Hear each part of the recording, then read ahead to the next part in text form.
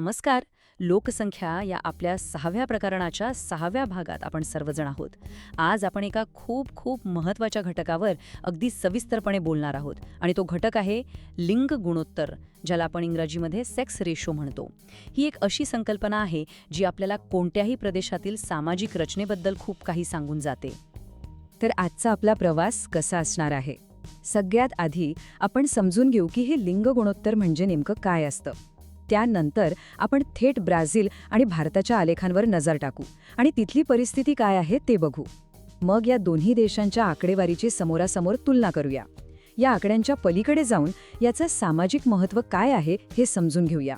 आणि हो, शेवटी भारतातील राज्यांबद्दल एक विचार करायला लावणारा प्रश्न आहे, ज्यावर आपण थांबू.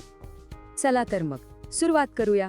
आता बघा, ब्राझील आणि भारताची तुलना करण्याआधी आपण ज्या गोष्टीची तुलना करणार आहोत म्हणजे लिंग गुणोत्तर, ती संकल्पनाच मुळात काय आहे हे समजून घेणं सगळ्यात जास्त महत्त्वाचं आहे, नाही का? तर लिंग गुणोत्तर म्हणजे काय याची व्याख्या तशी खूप सोपी आहे. सरळ शब्दांत सांगायचं तर एखाद्या विशिष्ट प्रदेशात दर 1000 पुरुषांमागे स्त्रियांची संख्या किती आहे तो आकडा म्हणजे त्या प्रदेशाचं लिंग गुणोत्तर.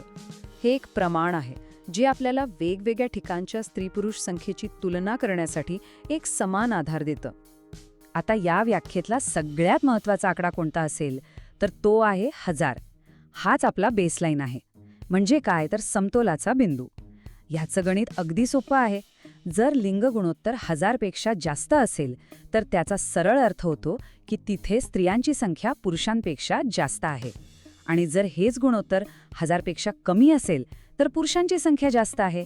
बस हा एक साधा नियम लक्षात ठेवला की पुढचं सगळं विश्लेषण एकदम सोपं होऊन जाईल. चला, आता हीच संकल्पना वापरून आपण आपला पहिला देश पाहूया, तो म्हणजे ब्राझील. आकृती 6.3 मधला जो आलेख आहे तो आपल्याला ब्राझीलची काय कहाणी सांगतोय ते आता आपण बघूया. ब्राझीलच्या आलेखाकडे नीट बघा. पहिली गोष्ट काय दिसते, ती जी आकडेवारी दाखवणारी रेषा आहे ती सातत्याने त्या 1000च्या रेषेच्या वर आहे. म्हणजे आलेखातल्या प्रत्येक बिंदूवर प्रत्येक वर्षी स्त्रियांची संख्या 1000 पुरुषांमागे 1000पेक्षा जास्तच राहिली आहे. यावरून आपण काय निष्कर्ष काढू शकतो? तो अगदी स्पष्ट आहे. याचा अर्थ ब्राझीलमध्ये स्त्रियांची संख्या ही पुरुषांच्या संख्येपेक्षा नेहमीच म्हणजे सातत्याने जास्त राहिली आहे. हा एक खूप मोठा आणि महत्त्वाचा निष्कर्ष आहे, लक्षात ठेवा. आता फक्त ती रेषा 1000च्या वर आहे एवढंच नाही, तर त्या रेषेचा प्रवास बघा. ती वरच्या दिशेने जाताना दिसतेय, बरोबर? याचा अर्थ काय होतो? तर ब्राझीलमधलं लिंग गुणोत्तर केवळ जास्तच नाहीये, तर ते गेल्या काही दशकांमध्ये सातत्याने वाढत गेलेलं आहे. म्हणजे त्यात सुधारणा होत आहे. बरं, हे झालं ब्राझीलचं चित्र. आता आपण आपल्या देशाकडे म्हणजे भारताकडे वळूया. इथली आकडेवारी मात्र एक पूर्णपणे वेगळीच कहाणी सांगते आणि खरं सांगायचं तर थोडी चिंताजनक आणि विचार करायला लावणारी आहे. भारताच्या आलेखावर नजर टाकताच फरक स्पष्ट दिसतो. इथे ब्राझीलच्या अगदी उलट परिस्थिती आहे. बघा, इथली जी आकडेवारी दाखवणारी रेषा आहे ती कायम 1000च्या पातळीच्या खालीच राहिली आहे. एकही वर्ष असं नाही की ती 1000च्या रेषेला स्पर्श करू शकली आहे किंवा तिच्यावर गेली आहे. मग ह्याचा निष्कर्ष काय निघतो? तोही अगदी सरळ आहे. भारतात पुरुषांची संख्या ही स्त्रियांच्या संख्येपेक्षा सातत्याने जास्त राहिलेली आहे. म्हणजे आपल्याकडे स्त्रियांची संख्या पुरुषांपेक्षा कधीच जास्त नव्हती.